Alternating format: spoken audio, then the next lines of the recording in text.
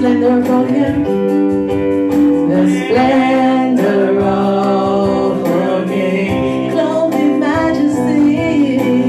Clothed in majesty. Let all the earth rejoice. Let all the earth Oh, let all the earth rejoice.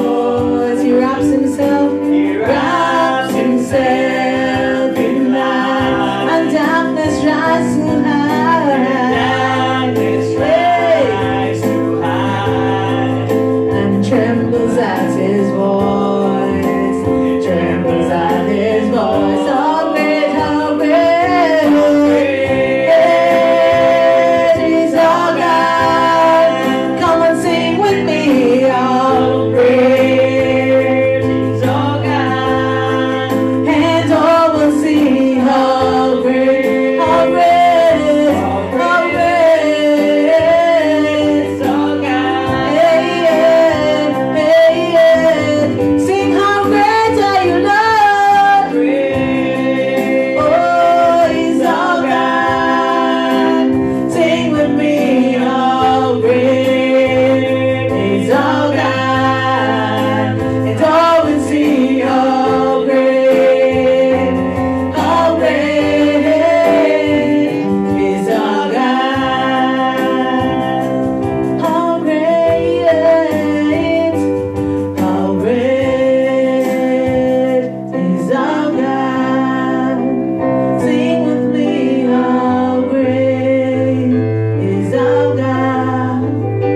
And all will see how great, how great, how great He's our God. Oh, how great are you, Lord? How great are you, Lord? Great.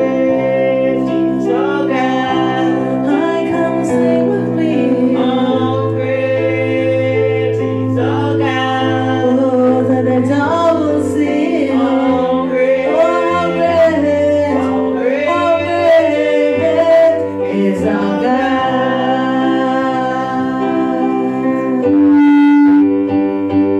How great is our God.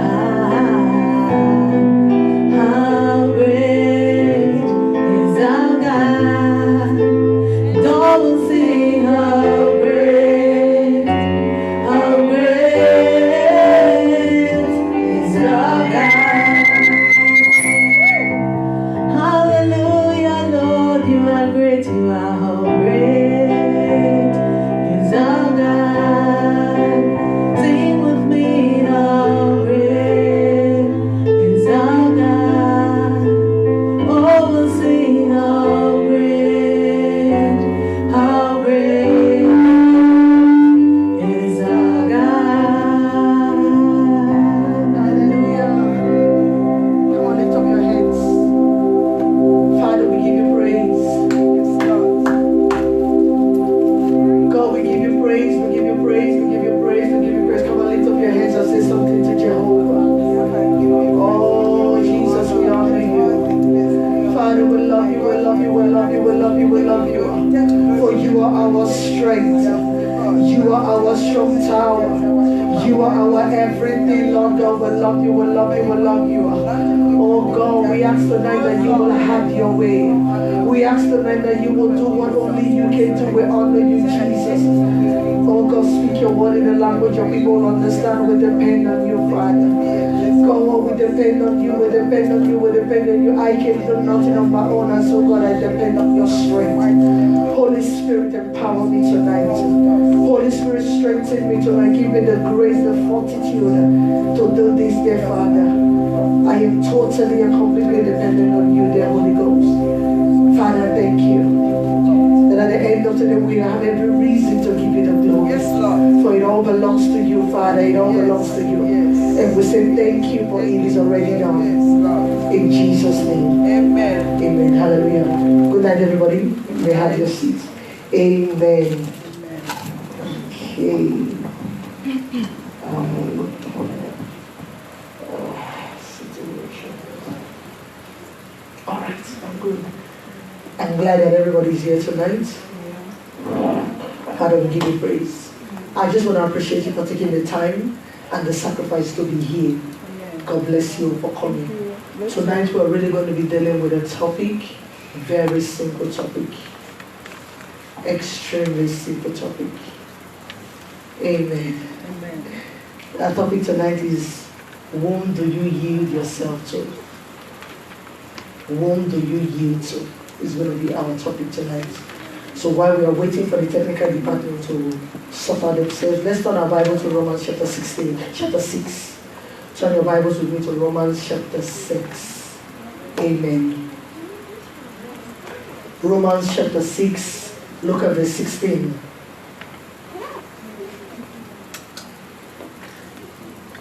Romans chapter 6, verse 16. The Bible says, everybody there? The Bible says, know ye not that to whom you yield yourselves servants to obey, his servants are ye to whom you obey, whether of sin unto death or of obedience unto righteousness. I read again. Know ye not that to whom you yield yourselves servants to obey, his servants are ye to whom you obey, whether of sin unto death or of obedience unto righteousness. The Bible makes us understand that in this life you have to serve something. It's either you serve God or you serve the devil. You don't sit in the fence, nobody sits in the middle, nobody do their thing. You have to either serve God or serve the devil. Now, let me take us to another translation, whatever confirms Romans 16. Go to John chapter 8, verse 34 for me. John 8, 34, quickly. Let's switch gear to John 8, chapter 34. The Bible says, and Jesus, let's see.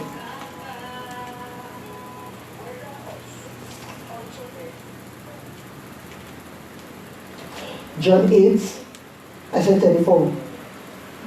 It says, verily, verily, I say unto you, whosoever committed sin is the servant of sin. Now we read in Romans that says, whoever you obey, you become slave to whomever you obey. Whatever appetites you pay allegiance to, whatever human creature or entity you choose to obey, you become a slave to them. Either you become a slave to sin, and the reward for sin or the wages of sin is death, or you become a slave to righteousness. And when you become a slave to righteousness, you become what? Life everlasting. Now, having said that, whoever committed sin is a servant to sin. So it therefore means that sin is the master. It makes sense? That sin is the master, and when you serve sin, you become a slave to sin. Now go to Matthew. Matthew 6:24. Matthew 6:24.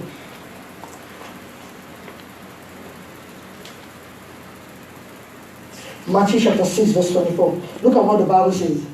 It says, no man can serve two masters. For either he will hate one and he will love the other, or else he will hold on to one and despise the other. You cannot serve God and mammon. In other words, you cannot serve two people at the same time. It's either you are serving God or you are serving the devil. It's either you're serving the word or you're serving the maker. It's either you're serving money or you're serving the master. It says nobody can serve two masters. It is impossible to be a master and a servant at the same time. It is impossible. You are either a servant or a slave. Now, having drawn reference to all the scripture, let's go to one more scripture, then I continue. Romans chapter 6, verse 13. Now, our foundational scripture is Romans 6:16. Now, let's do one more. Romans chapter 6, verse 13. It says, neither ye your members as instrument unto what? Unrighteousness. Don't yield any member of yourself So unrighteousness means not having a good standing with God. Anything that jeopardizes your relationship, your right standing with God is what? Unrighteousness. He says when we talk about members, we're talking about every part of your body. That's what the Bible means as members. Your eyes, your nose, your ears, your mouth, your legs, your hand, your sense organs, your emotions, your will, your desire. Every member, when you yield them, they become what? Unrighteousness unto sin. Because every unrighteousness what? Is sin. Everything that is not of God is sin. Now the Bible says in, I think it's Genesis chapter 5, when God told Cain, he says, if you do well, will I not receive your gifts?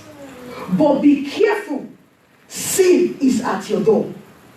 That was what God told Cain. He said, if you do well, would I not receive you just the way I received Abel? But because you didn't do well, now I am warning you, by your attitude, be careful, because sin is at your door. When they say somebody is at your door, it means that the person is closer to you. Am I correct? So the Bible says sin is at your door means that sin is closer. And the Bible went on to say, but you can master it. So it therefore means that there is a provision for us to be able to master the things of the world, that we are not subjects to the world. It makes sense? That we can be, that's why the Bible says that sin doesn't have dominion over you. You have dominion over sin. But you have to understand the place of where it is allocated to you in Christ. Because anything outside Christ is sin. Anything that does not speaks about Christ, that is not confidence in Christ, that does not draw reference to Jesus, or anything outside Jesus is sin. So the Bible says that God was telling Cain, be careful, but you can have mastery over the things of the world. So when the Bible talks about mastery, it means that the things of the world cannot conquer you. You can conquer it. We have the ability to live above sin. That is why the Bible tells us that blessed be God who has always caused us to what? Triumph over our enemies. Now what the enemy is come to do is to steal, kill, and destroy. Now when he steals from us, it brings shame. Now everything that brings shame tends to what? Defile you. And when you are defiled, you don't have a right standing with God. Now the ability for the enemy to be able to defile you means that there is an opening. There is an open door. Now such opening or open door doesn't come until you are a servant to something. That is why Jesus said to his disciples that the prince of this world cometh, but you have nothing in me. Because whatever you have in you is what the enemy uses against you. The enemy doesn't have any new tricks up his sleeves. It is the same old trick he's been using from thousands of years and thousands. That is the same thing. Whatever weakness you have, it becomes an open door for which the enemy manipulates and uses us. Now let's go back to the slide. Now back to Romans chapter 6 verse 16. He said, whoever you yield yourself to obey, you become a slave. Now, how many of us wants to become a slave? Nobody wants to be a slave, right? But you know, the actions we do or the decisions we make makes us slaves. Even though indirectly, actively, like, oh, I don't want to be a slave. Oh, I don't want to do that because I am my own person. But the decisions we make and the actions that we take actually makes us slave. Go back to the slide. The topic is, whom do you yield yourself to obey? The next one. Now I wrote here, slide 2. He says we must be careful not to give Satan a place in our lives. As believers, we must be extremely careful. It therefore means that we must be so full of the Holy Ghost that the devil have no place in us to operate. Now, something we have to understand, that even though we are born again, we have been bought with a price, so we cannot be possessed, but we can be manipulated. Now the devil, even though we are believers, the devil can use our members to destroy ourselves. So when we say we must be careful not to give Satan a place in our life, it is very important. Because the Bible says do not give place to the devil. It's in the word of God. Do not give a foothold to the devil. Because when he holds your foot, it takes possession of your life. There are spiritual laws that cannot be violated. Even though Jesus loves each and every one of us, there are laws God cannot break. There are spiritual laws God cannot, even God himself cannot even violate it. Romans 6:23 says, for the wages of sin is death. The soul that sinneth must surely die. So there is no way around it. If you sin, the penalty of sin is death. So those are spiritual laws that cannot be violated. And one of the spiritual laws is the laws of servitude. So you choose. Servitude means that whoever you choose to serve becomes your master. Whoever you choose to serve, I am serving God, God becomes my master, the one I look up to. Or I am serving the devil, and his bidding I will do. That is the law of servitude. You have to serve someone, either God or the devil. So it's either your actions or your decision tells you whom you are serving.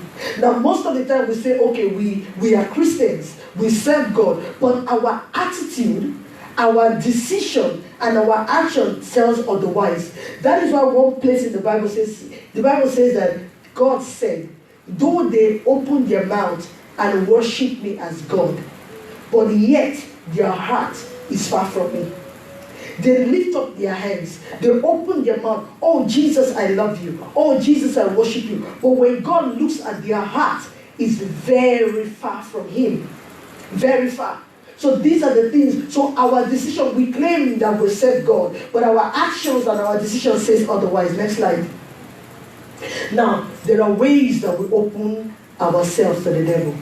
There are ways that we become slave to the devil. There are ways, the things we do. One of them is on sinful acts or habits. Now, these are the things that we do on a continuous basis. Oh Lord, I'm sorry. I will go back to it. Lord, I am sorry. Now, one of the points I wanted to explain in the sinful act is this. Now, I said already. Let me write something. I said already, right, that the human body. The human is made of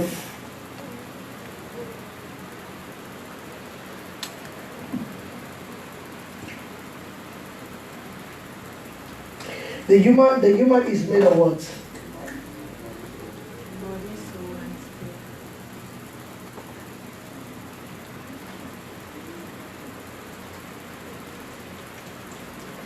Now with this, now even though we become born again, our spirit becomes what? Alive, regenerated,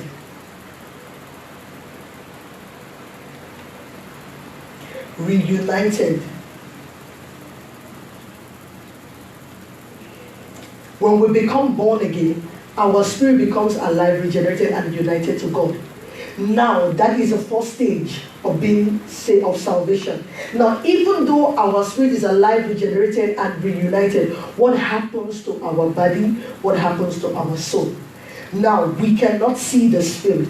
The thing that we see is the body. And the actions or the things that we do in the body is as a result of how we want, how we feel, how we think, and what we want. We only see our body, but the reflection of the experiences of the body or the actions of the body are spawned from the soul. Our behavior, our character is actually spawned from our soul. I act certain way because I feel like it. I do certain things because I think it is right. I own certain things because I want to. So it's about what I want, what I think, and how I feel. So those actions is what our bodies display. It is what our body gives out. Now, based on this is where our sinful acts and habits come. So I behave like this because it is my habits. Now, it is very important that even though our spirit is saved, we have to allow our spirit gain mastery over our body. Now that is where we as believers we fall short. We never allow the spirit to actually express itself in our body. So we do what we call compartmentalization, compartments. We compartmentalize our body. Our church life is different from my casual life. My job life is different from my home life. My marriage life is different from my friend's life. We put everything in segregation, that nothing links together. So even though we are believers, we are children of God, it doesn't affect our body. Nothing changes about our character, nothing changes about our attitude, nothing changes about our experiences. Because why? We are not allowing the spirit gain mastery over our body. Now the Bible says in Romans, it says the spirit and the flesh,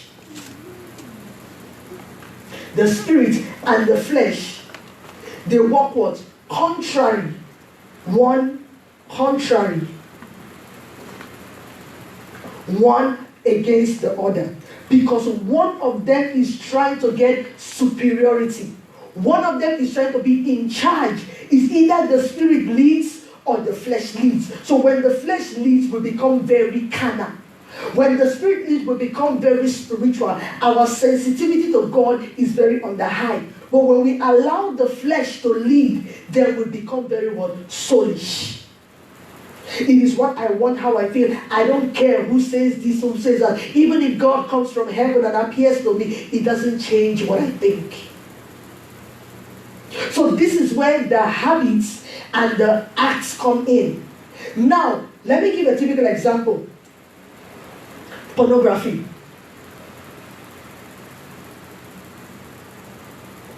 Now, most of us are familiar, especially when we go on the internet, when we surf the web. A picture just pops up, boom, a naked girl just shows up. And they tend to, oh, do you like what you see? At first, it is your will. This is where we come to. It is your will to either answer or don't answer. So when you, let's say for instance, you answered and you went into the site. Now you have the will to either come out or continue. So you go in, you satisfy yourself, you tell yourself, that's enough, that I need to come out. And you come out. Then you go back in again. So at that point in time, you have your own will and you would regulate what you see and when you want to see it. You have the power now to regulate.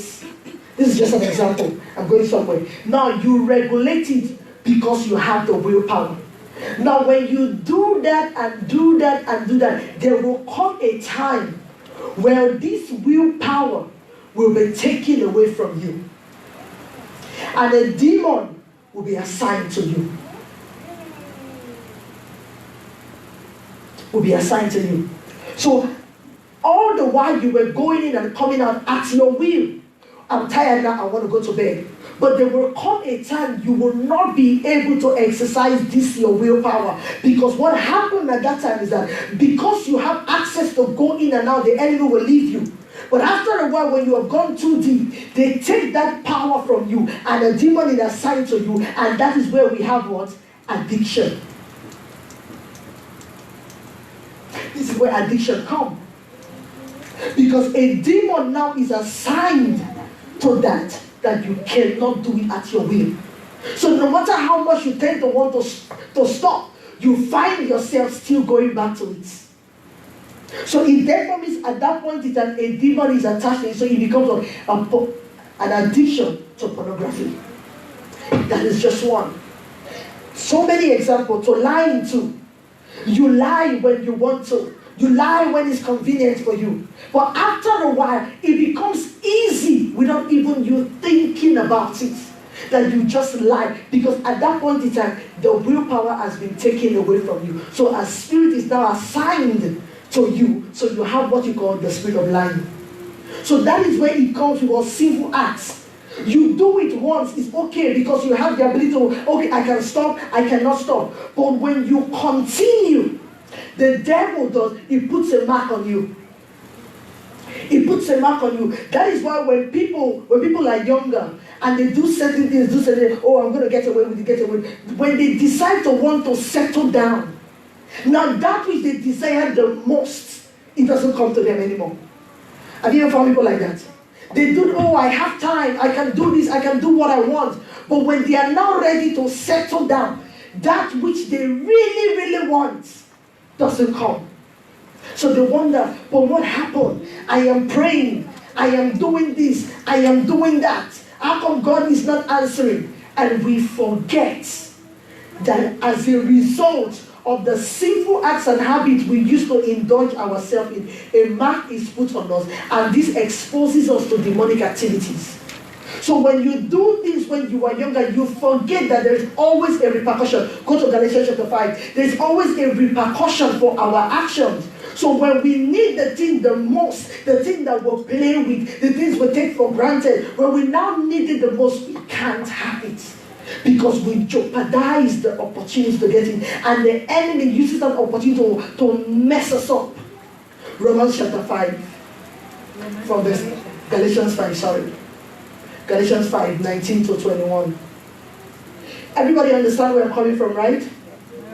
So, this is just an example. Now, the Bible says, now the works of the flesh are manifest, and these are adultery, fornication, uncleanness, lasciviousness, continue, idolatry.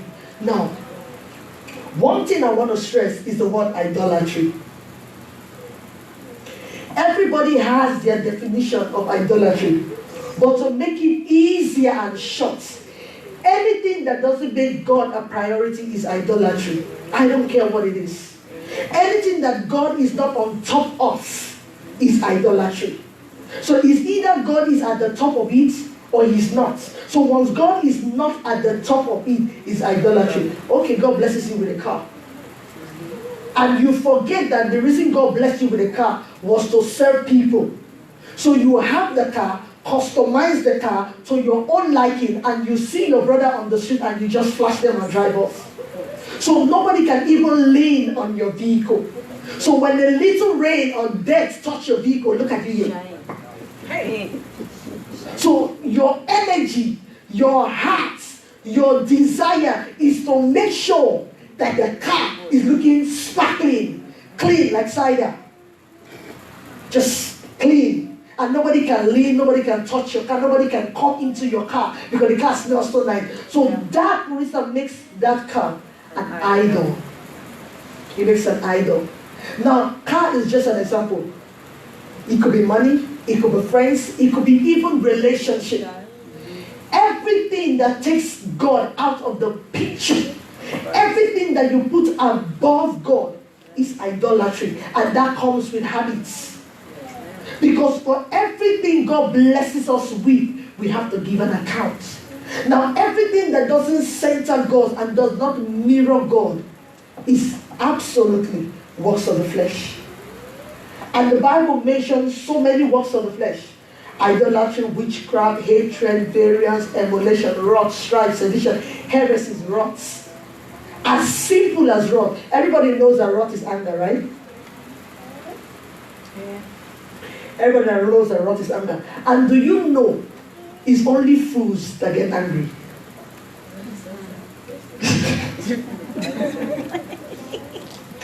Do you know it's only fools that get angry? No. No.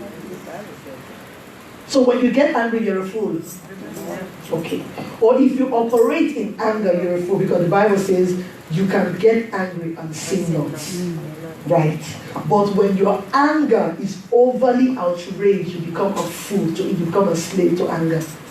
Now, the Bible says that anger rested in the bosom of fools.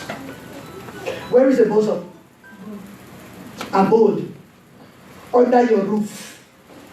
Something is a bosom, is where you are cozy, where you are comfortable. So the Bible says anger rests. You know what it means to rest? Sleeps, makes his abode, habits under your roof. So when anger stays under your roof, it makes you a fool. So the Bible says anger rested in the bosom of fool. The only home anger has is in fool. Is if you're a fool. So you just get everything, you just get angry and just shout and say things without even thinking. The Bible calls you a fool. Because if you're not, it's only a fool that will react like that. So anger, the Bible says, so wrath. That is why the Bible calls wrath the work of the flesh.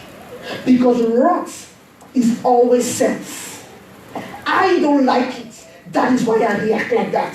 And you have to see my face and know that I don't like it, so you don't do it again. My husband always tells me, there are so many ways to kill a cat without putting a rope on the neck.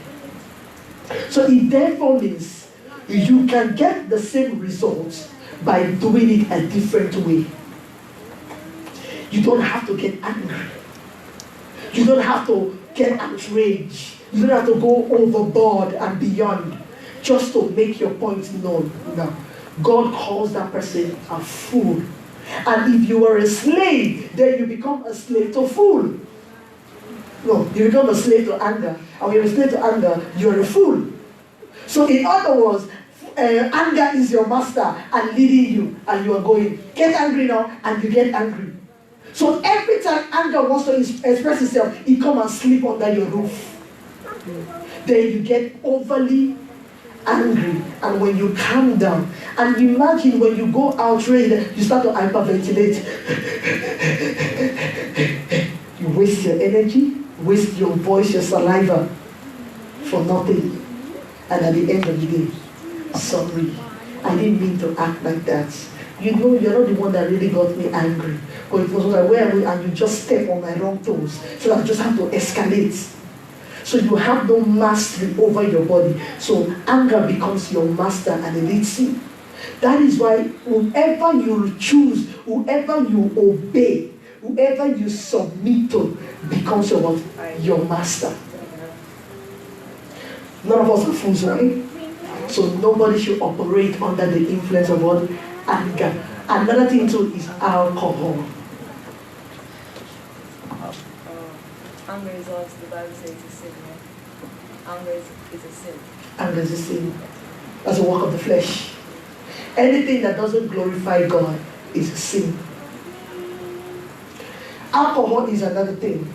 Because sometimes we can get under the... Everybody knows that alcohol is a spirit, right? Yeah. It's not just... You just pick it. Oh, alcohol is in what? Heineken. It's in Guinness. It's in Carib. It's in what again? Wadadli. Can you back us a spirit too? So we just like, oh, and we... Listen, the Bible says strong drink is a mocker. When you drink, when you get drunk, who takes over your will? What takes over your will? Alcohol. So it therefore means that alcohol has a personality. Now most people don't know that. Oh, I'm just drinking, but I won't get drunk. But look, if alcohol doesn't control you, how come it is your money that is getting spent in buying it? You just got paid. Instead of you to go home, you branch the beer parlor. And you sit down, 1 bottle, 2 bottle, 3 bottle, 4 bottle. By the time you're done, the whole money gone. So who is your master? Alcohol. And you drink, gratify your flesh for the time being, feel good and merry. By the time your eye clear, money gone. Bills are not paid yet. Children didn't get no money. No money to feed or to take care of the things that I'm supposed to be taking care of in the house. All the whole money gone in alcohol.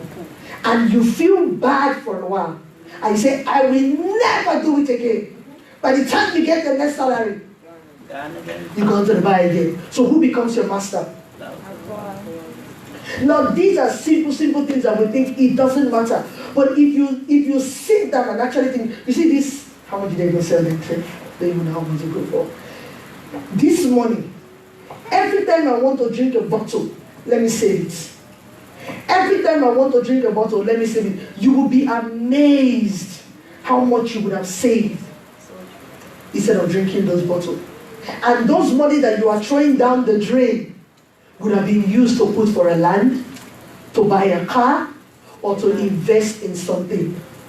So because we don't have that ability, or we are not thinking straight because we are under the influence of alcohol, and we are following the master, it begins to eat our money, eat our life. In the long run, you will end up in a doctor because your liver is bad. Your esophagus is gone. All of a sudden, you have ulcer. Who takes your money now? Doctor. Because you have to go to ultrasound, have to go to MRI, have to go to X-ray. Because you've been drinking alcohol and you mash up your lungs, mash up your intestine, mash up your liver. We have to go to scan. So you begin to spend money here and here. So who is your master? It sounds innocent. I will drink a bottle. I will drink a bottle. By the time the year done, count how many bottles you drank for the year. And calculate how much have been spent for the year. You will be amazed. And at the long run, now you are older, you start to spend your money. Because sin is like a door. You open the door. You allow all the demons to come here. Come on, man. Let's party.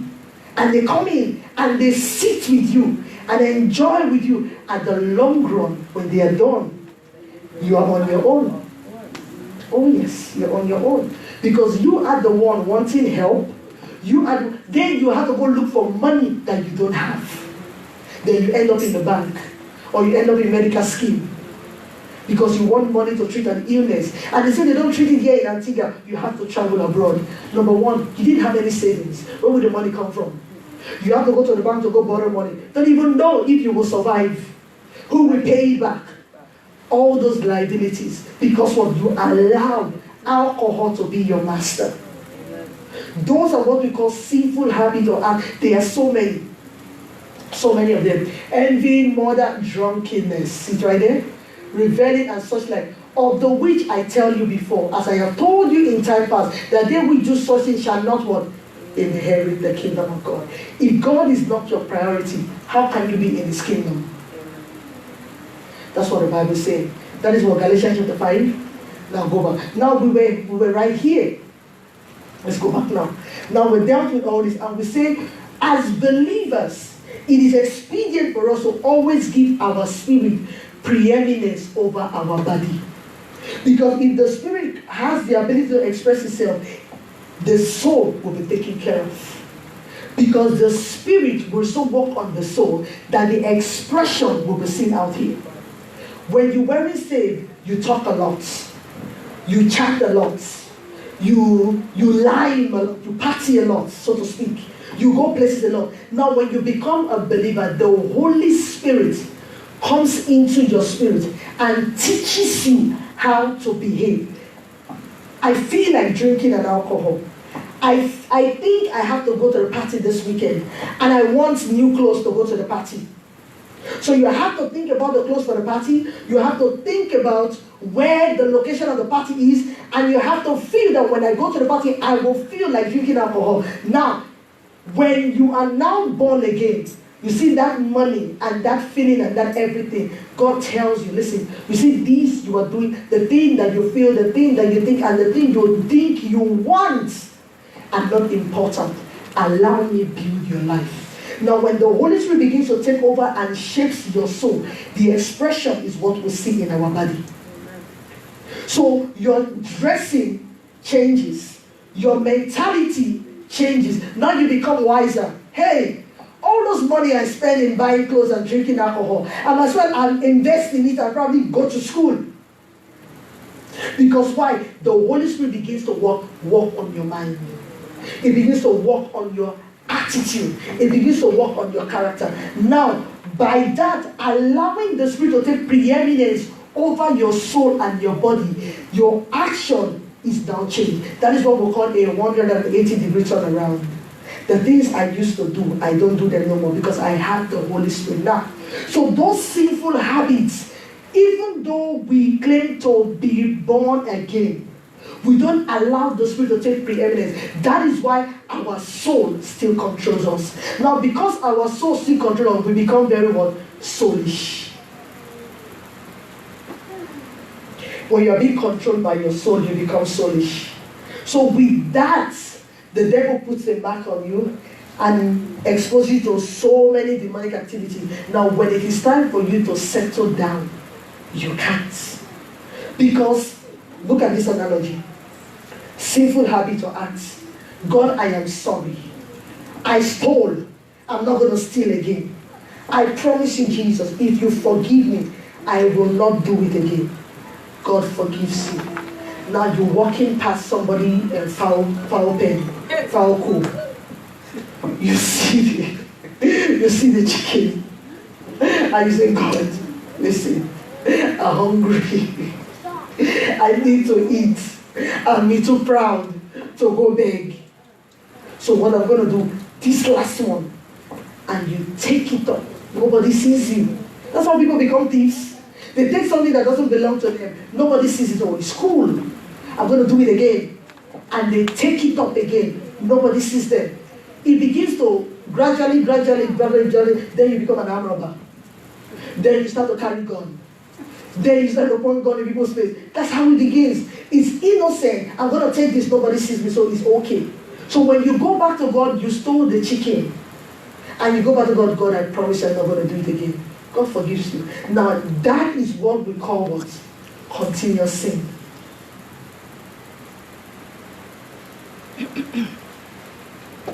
It's a habit that needs to be broken. Because what happened there now, the habit of stealing comes.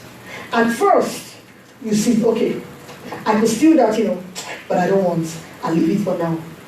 Then you have control over it. After a while, you don't have control over it. Anybody heard the word? How do you spell it now? Anybody heard this word before?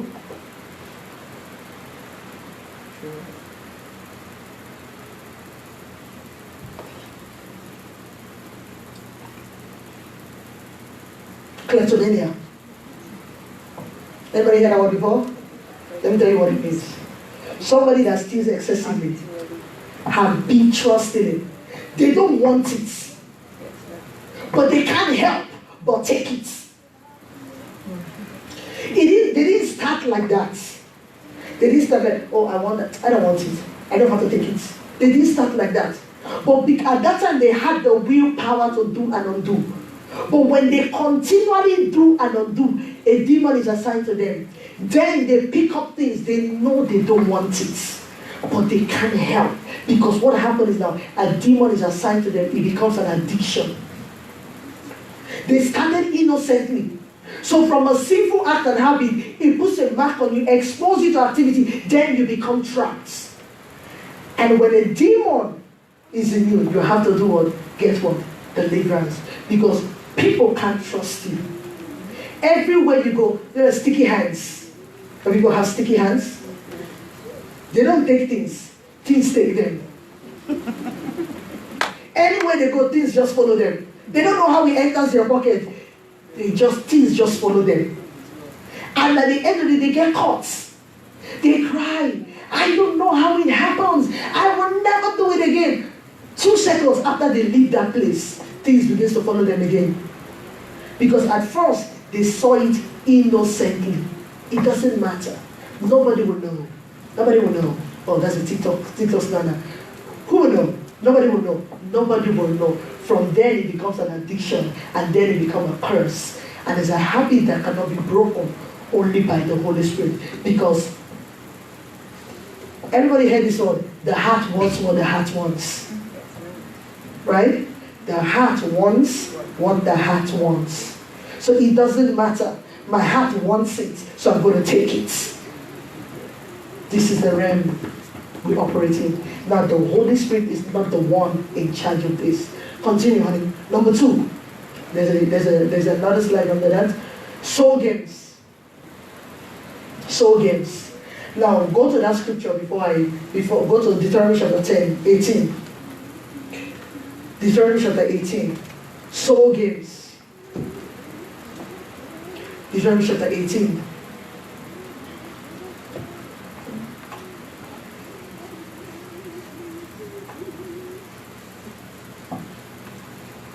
from verse 10.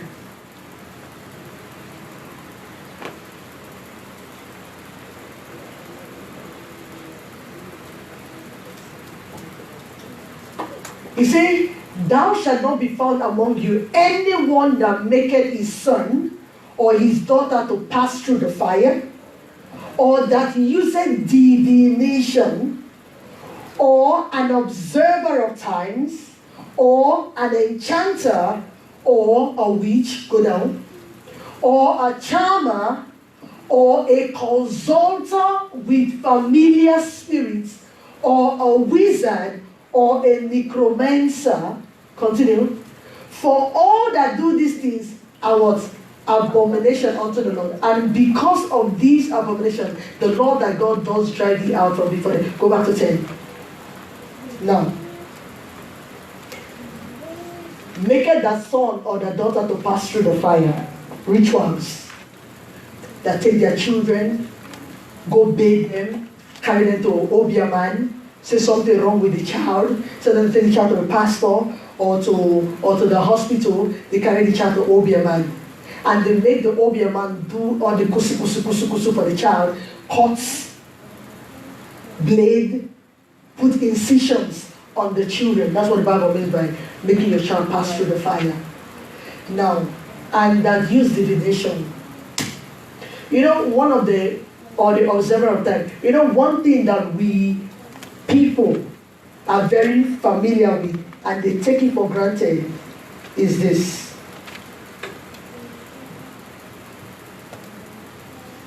How many of you believe in horoscope? No, I used to. Hold on, that. Horoscope. That's wrong. Even us as Christians still believe in horoscope. How many of you are Scorpio? Leo? Aquarius? Oh, I'm born in January this to February this, so I am Scorpio. And we assign a demon to us unknowingly. Because if you look at that, they tend to attribute things to you that you are not, and because you read it and you are interested in it, you walk in line with that.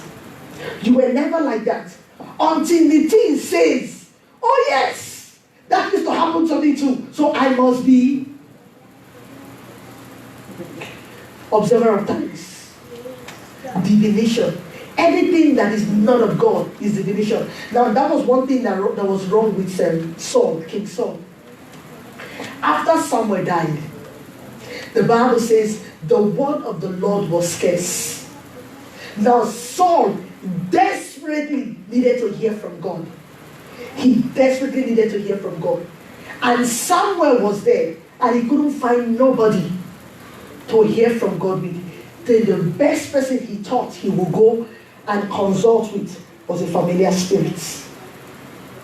Now, amazingly, the familiar spirit or the witch or the wizard or the sorcerer conjured who appeared? Samuel. Huh?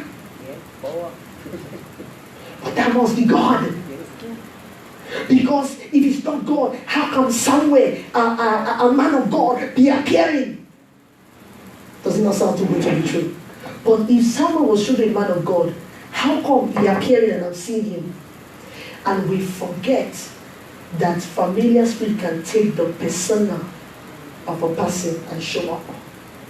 So when Saul saw Samuel, or when the sorcerer realized that it was Samuel that came up, she recognized that it was Saul.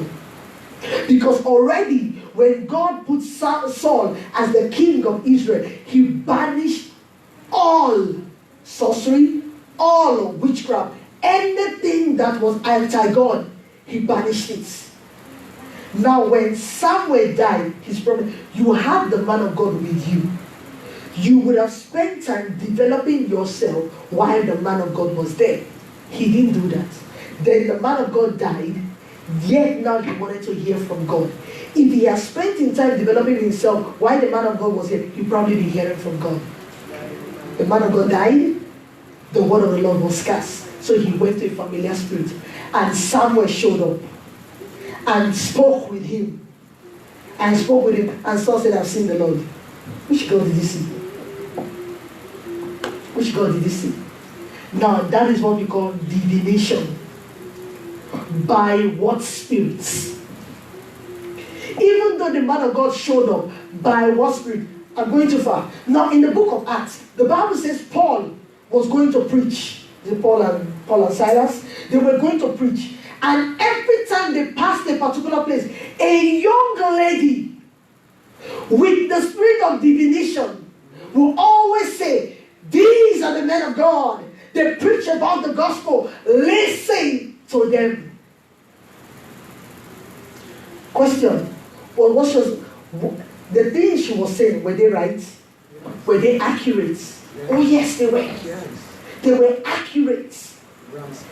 They were accurate, but by what means? By what spirits? What media is responsible for that? That is why even us, most of us as believers, we get deceived. Because there's a thin line between prophecy and divination. The fact that somebody will call your name, call your address, call your phone number, does not mean they're hearing from God. Doesn't mean they're hearing from God.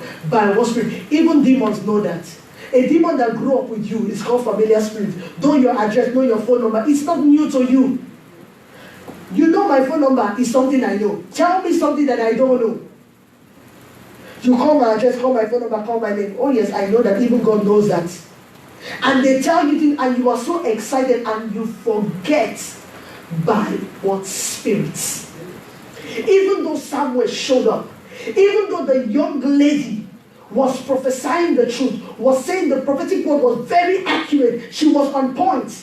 The Bible says it was just annoying Paul every time he walked back. And he got so upset and said, you spirit of divination, come out! And the young girl fell and she was delivered. All the while she was prophesying, her masters didn't see anything wrong. The moment she was delivered, they had to put Paul and Silas in prison. They had to put them in prison. Because what happened? Their business gone down. No food for the Obia man anymore. So you take away their food pots. So how are we going to feed? Now most of the time, divination, they tell you the truth, but not by the Spirit of God. Not by the Spirit of God. So it sounds good. That is why when a prophetic word comes, right, it always goes to your past, shows you your present, and foretells your future. Now, do you know that most people will come and prophesy, oh, I see you in a red dress, I see you going through this, I see you going through that, and you realize that they never give you a solution to your problem. They're prophesying. Oh, they prophesy. You prophesy, you are going through this, people have been doing you this, but they never give you the solution how to come out of that. Question, is that a prophecy? A prophecy that does not bring solution is not a prophecy. Better not say it. So they tell you what you are going. Yes, I am going through it. Yes, I know, I recognize it is me feeling it. What can I do to stop it? Mm-hmm. And they tell you all the things you are going through, but yet at the end of the day, a solution is never preferred to solve that issue. But you get excited. Oh, God picked me out today. God gave me, the man of God called my name. But at the same time, you are still stuck in the same position and you have not moved forward. You are still suffering the same ailment that was identified, but yet you didn't get the solution. So what was the purpose of that word? No makes sense. Divination.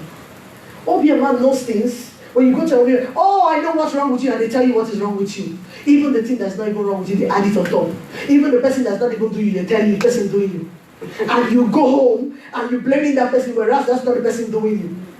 They distract you and sink you deeper in darkness. An enchanter. An enchanter is similar to an hypnotist. They make you do things you don't want to do. It's like a charmer. Imagine you don't like the man. You don't like him. All of a sudden, he looks very charming to you. You don't like him. You don't like him. Then one day, you just turn around. Oh wow, he looks very handsome.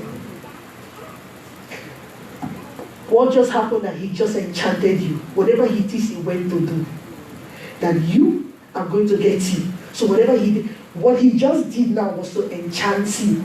And you now fall head over heels in love with him. You never liked him. Now you ask yourself, how did it happen?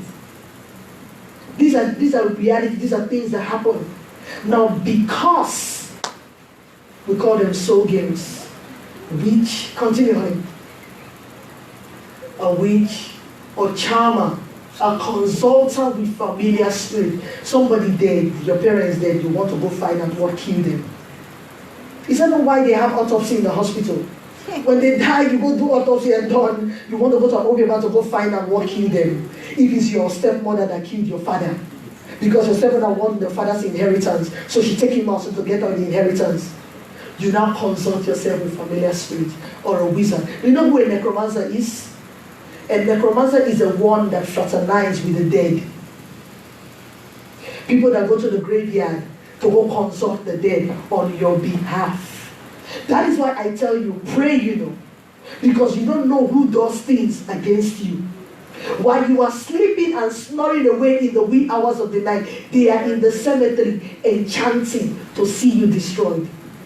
But yet you claim by faith, I am born again, I am a child of God, no weapon that is formed against me shall prosper, and every tongue that rises up against me is destroyed. But look at you, no prayer life, no Bible study life, no fellowship, but yet you want the benefit that comes with the kingdom citizen, but yet you don't operate like one. So when the devil shoots an arrow at you, he hits you. Yeah, I shall not die but live. At the end of the day, you get worse. Because even though you have power, yes, Luke 10:19, behold, I give you power. Even though you have power, you have no authority. There's a difference between power and authority. Even though God has given you the power, you have no authority. Authority comes on your altar of sacrifice. The place of prayer, the place of fellowship. That is where authority comes. So you could quote all the faith scripture you want. I shall live and not die. I am the head and not the tail. But yet you still suffer in poverty. Yet you are still sick. Even though you have the power yet, but you have no legal rights. No authority over that. And they hit you. And you said, what do you sing again? Esera, whatever will be, will be. And you say, it is God's will that this should be happening to me. Who told you that? Who told you it's God's will? Do you not know? Jesus says, don't you search the scripture. He called you gods, but you die like men because you don't know your authority. So why they are paying sacrifice to the devil? You have the God of the universe, but yet you can't pay no sacrifice. But you want the benefit that comes with identifying with the Maker. I said already, in the gospel of the kingdom, sacrifice is very important. The reason most of us die like men is because we don't know our authority. That is why when we stand face to face with an Obiaman, we believe that the Obiaman is more powerful than God. So even if we come to church and see certain things happening, instead of equating it to God or saying, okay, if this has to be God, we start to think, this must be voodoo, this must be Obia, this must be witchcraft. Because your mindset is wired. Everything that is extraordinary has to be Obia. Who did this to you? So what about God? That is where the word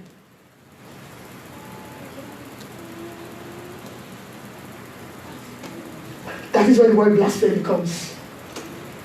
Jesus says, you could sin against me, I will forgive you. God says, if you sin against me, I will forgive you. But if you sin against the Holy Spirit, no forgiveness. Let me explain. Everybody realize that it is the Holy Spirit that makes the miraculous happen.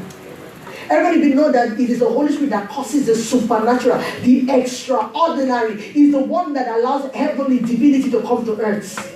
Now imagine somebody is getting delivered. Somebody is under the power of the Holy Ghost. And you said it must be Obia.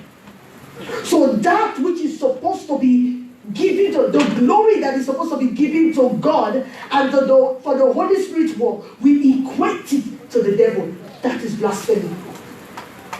So anything that is of God and you equate it and you straight over to the enemy, that is blasphemy. You cannot say God is doing something here and you give devil the credit for it. That is blasphemy. So when we come to church, we are amazed, we are bedazzled. I'm not sure saying that God though. This can't be God. It's too real to be God. So how come we believe the devil more than we believe God? But yet we are believers. Obia man does that and things happen. So God can't do it too? So when God does it, it's fake. It's not real. It's fake. The man must be using something. Look at his hand, he have ring on it. Reality. Make sure he doesn't have any white handkerchief. That's what something he used to touch people and people just fall. It must be voodoo he's using. And people say all manner of things. And they give the glory that is supposed to be for God to the devil. That is what is blasphemy. Any glory that you take from God and transfer it to the devil is blasphemy. Amen. Where were we? Go back to the slide. Soul games. I put under there reading books. Now, most of us get caught up in reading certain books. That's where the horoscope comes. We read book and we try to, okay, this applies to me. Let me walk in line with it. And we forget it's not what the Bible says. It sounds enticing. It sounds appealing. It's user-friendly. It appeals to our better nature. But at the end of the day, it is for our destruction. Do you ever see people watch games or play games or Dungeons and Dragons? Especially our children that play games. They play games like Dungeons and Dragons, Resident Evil. Especially our boys. Now, it is innocent. They play the game. Nothing wrong with it. They play level 1, level 2, level 3. The deeper they go in the game, is the more scarier it becomes. Parents, just sit down and watch your children play games. Everybody know the book Harry Potter, right? Most of us watched Harry Potter when we were younger. I did too. I watched Harry Potter when I was younger. I didn't know better.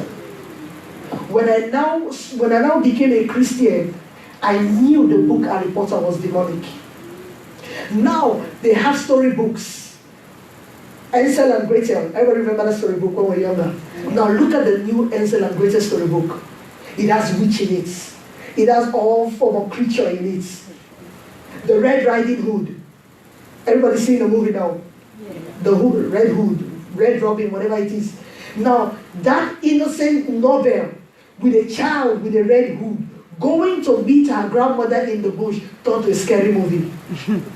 Now, funny enough, the world, that is where the world is turning into witchcraft, sorcery, wizardry, and we laugh over it even as believers, and we say there's nothing wrong in it.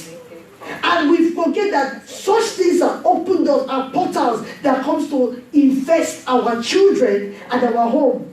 And we wonder why our children behave the way they are behaving. We forget that with the trace, that is where the root is. We allow them to watch certain things without putting a parental control in it. And all of a sudden, your nice, innocent child begins to misbehave. And you wonder, but this is not my child. The Bible says, while men slept, the enemy came and sowed tares. It looks innocent. It doesn't hurt anybody. But at the end of the day, a seed is sown. We say it's innocent, but we're seeking knowledge in the region of the dark. Everybody know what they call the Ouija board? Most of us heard of it. It's innocent. Oh, it's a game. It's a game. Oh yeah, it's a game. On a board and some letters on it, letters of the alphabet, and something like a triangle.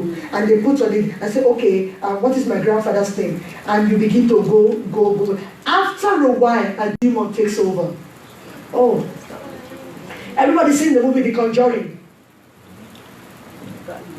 Living Dead. These are all horror movies. or Truth or Dare. These are movies that our teenagers, oh, he's nodding his head, you know the movie, no? Our teenagers, these are the direction that they are leading to. These are the things that are interesting to them. These are the things that they crave after, and they watch it and will look, oh, they are just teenagers doing their thing. Who told you that? When an evil spirit jumps upon them, how would you know? Because you have to understand, as parents, we are the gatekeeper. When we don't keep our gate, when we don't man watch over our gate, anything comes in. That is why the gate is very important. When the children goes out to school in the morning, you anoint them and you pray over them. Don't just feed them, put books on their back, and you tell them, off you go. And for 6 hours, 8 to 4 o'clock, they're out there in the world. You don't even know who they encounter. And they come home. By the time you are home, they are asleep. And the circle goes all around, and you never know who your child encounters, what your child does, who they talk to, what they eat on the streets. Now, all of a sudden, when you catch yourself and decide to stay home, you begin to notice certain traits of your children, and you wonder, but my child was never like this. Oh, your child has always been like that. It's just been obvious to you. And we forget. And we play loose game and forget and take the gate for granted. And they read book. That is why, listen, it's not every book that is in the library is conducive to be read. Not every book your child goes to school to pick up is conducive to read. Even all these novels, Mills and Boom, James and the Chase, those are all fictions. They don't apply in the real world. All those love story and fantasies, they don't apply in the real world. You're searching for love. You are not Cinderella waiting for a Prince Charming to come and rescue you from your stepmother. Those are fictions. Reality is, life is happening. And we have to be actively involved in our own life and in the life of our children. Because our children get caught up or become demonized by reading books, by watching certain things on TV, by association with friends, that the things they go outside and see. And that is why children are being influenced. How do people become lesbians and gay? Your child, how do they end up liking girls and like your girl child liking a girl or your boy child liking a boy? How did it come about? Because you don't pay attention. Who are their friends? What do they do in their spare time?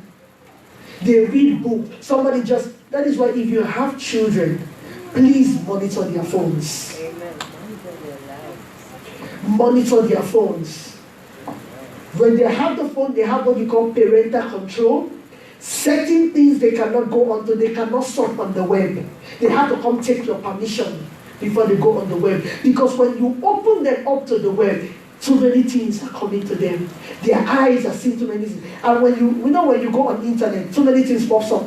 Oh, let me just see that. That is why, especially when children say they are studying on the computer, watch them. They are studying. All of a sudden, let me take a break and go on Google. And they go on Google.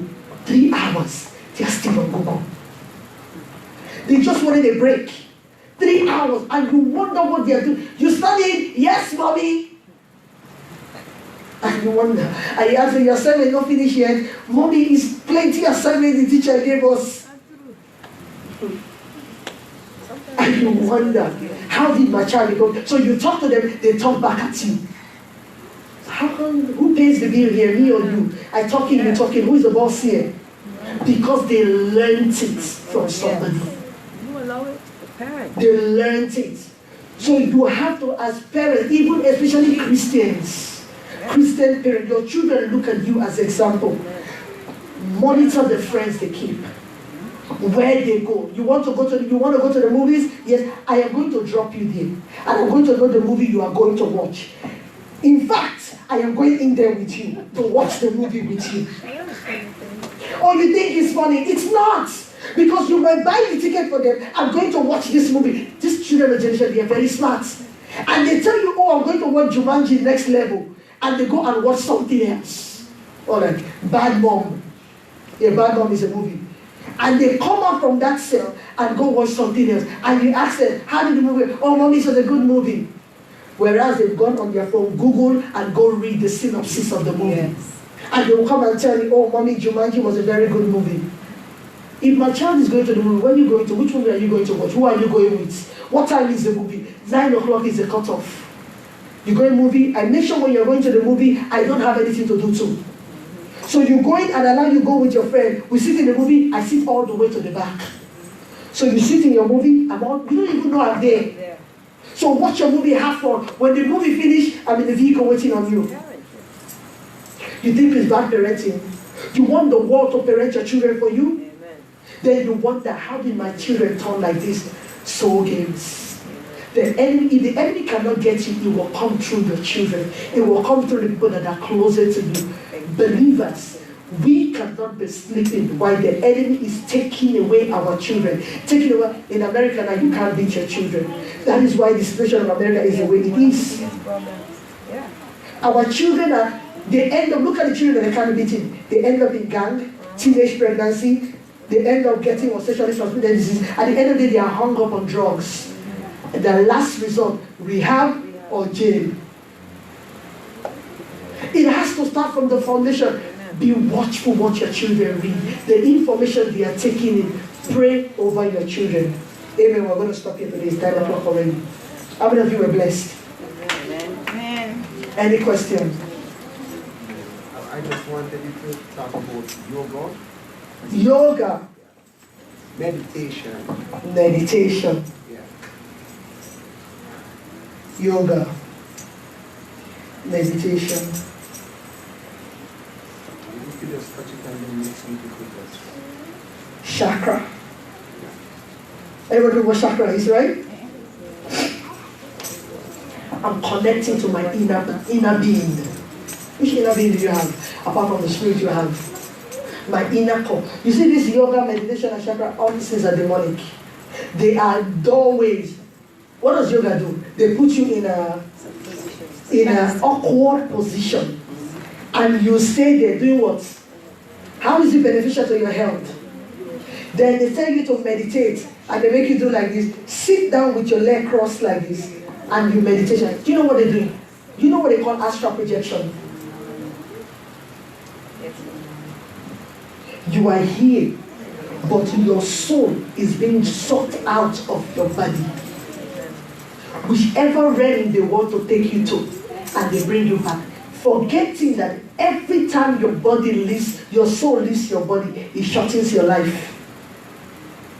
So you feel good. You go into a meditation, you do yoga. Oh, I'm feeling very good. You feel happy with yourself. And forgetting that these are doorways to the demonic. Even believers, we do yoga. Anything will not be exercised like yoga. I'm going to exercise. Exercise means you have to be actively doing something. But yoga, you have to stay in one particular position. I see some of them carry their leg and put it all the way in their head, and they are like that for hours. What other feat you want to feed by fasting and praying? Fasting is spiritual exercise profited much. Physical exercise profited little. If you want to slim down, if you want to be fit, do exercise or go on a fast. Yoga, meditation, and chakra. This chakra is even the worst. You are consulting with your inner self. The only inner self when you know will be the Holy Spirit. Which inner self do you have?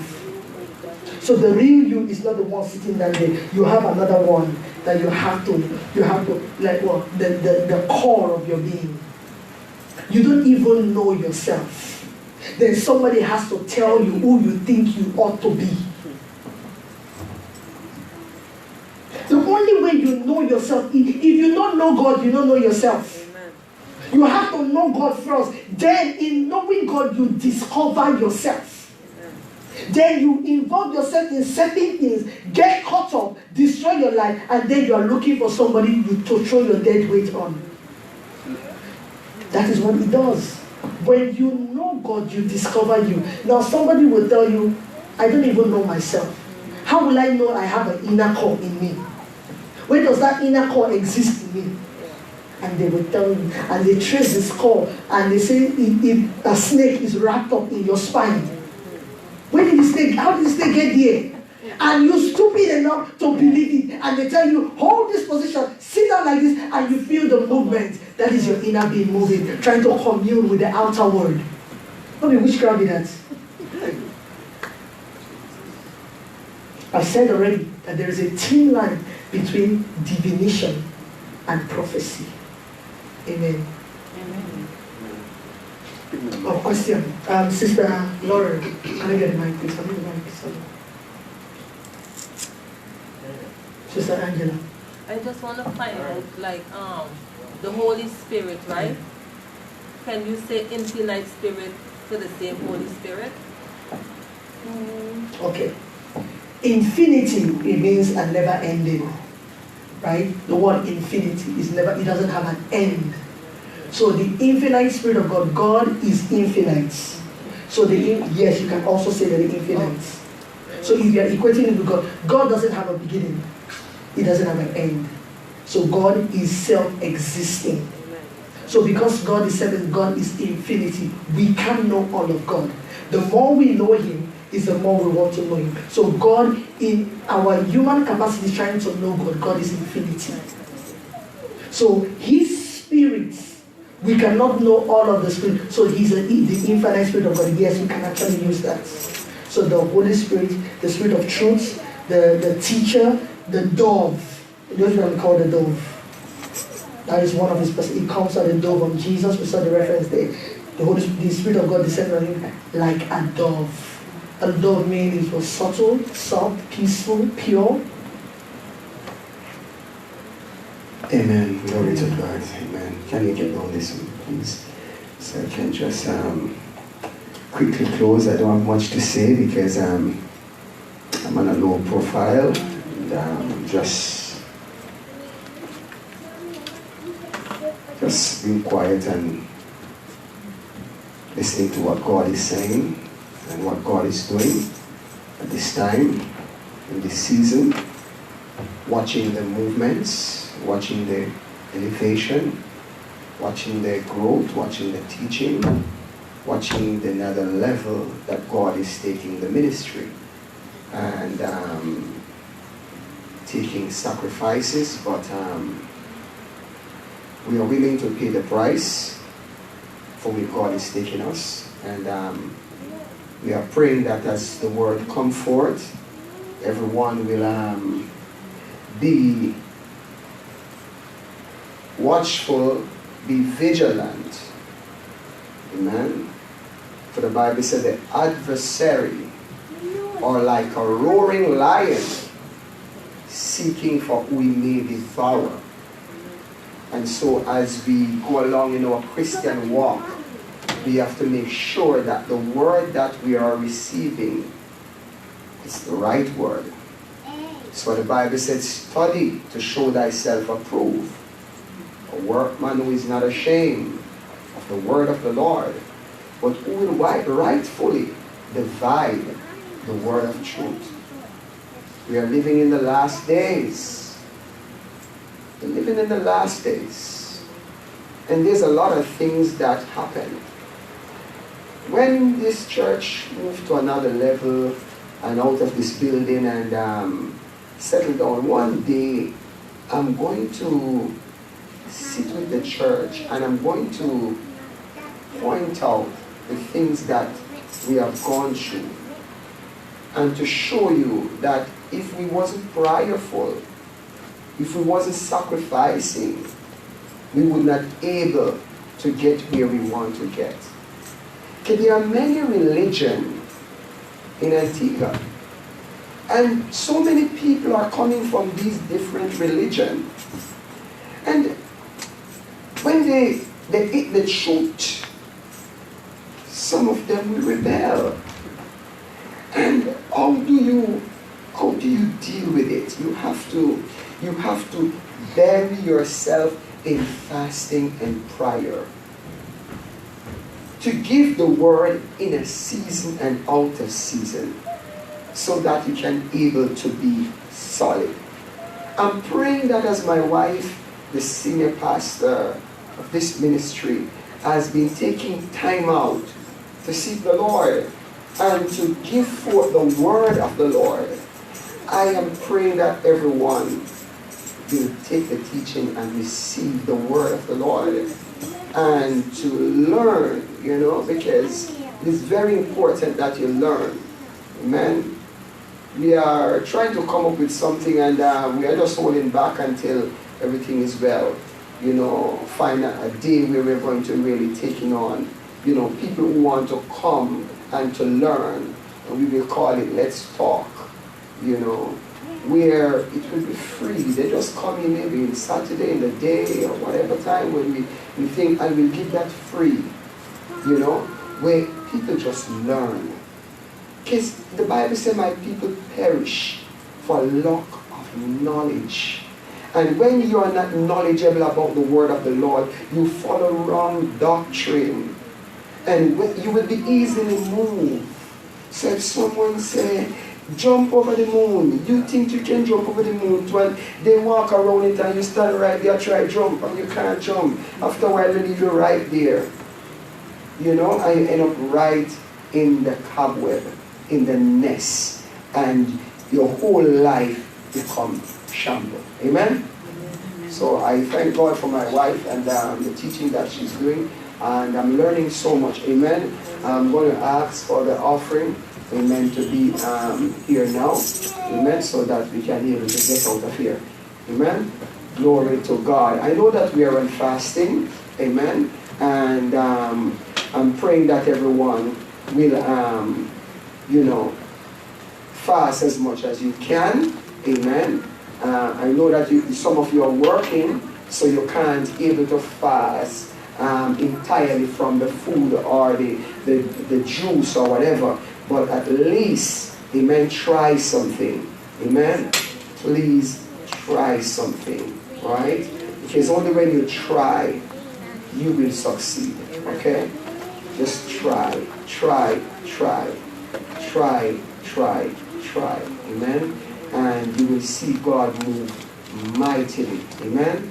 I love the Lord so much. I know that tonight I should be in a seminar, and I really couldn't make it, you know, because it's a lot, and so I have to send other people to represent the church, amen, to show that we are still a part of something, amen. And so I sacrifice myself to be here tonight with my wife, just for you all, amen, just for you all. I mean, when it comes to seminar, it don't matter how much it costs. I always love to be there because I love to learn. Knowledge is power. You understand? And so but I have to sacrifice ourselves to be here to make sure that we can teach you all. Amen? And I pray that as you go along, you will take it seriously. Amen? I know that some of you also are working. Amen? My daughter at the back there, I know you're working hard from the other day. You know, and so on, but we are praying for you. Amen? As you continue to work the money, you know. Amen? Amen. Glory to God. When we don't see you, we know that you're in work. When you come, we welcome. Amen? Amen. But we are pressing through because we have to make sure that the future is bright for us. Amen? Glory to God. So we want to ask everyone to stand and bring forth your offering. Amen?